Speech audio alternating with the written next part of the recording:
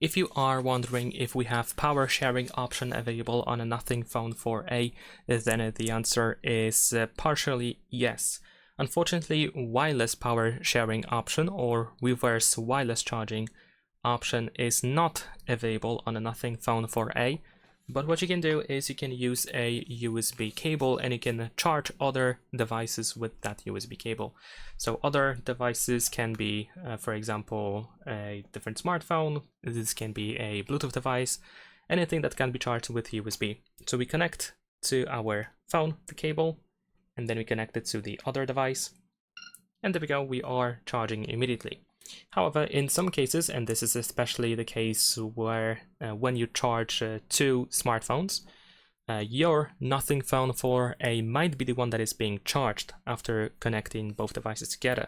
So if that is the case, I'm going to show you based on this phone. This is also Nothing Phone 4a, but this is the Pro model.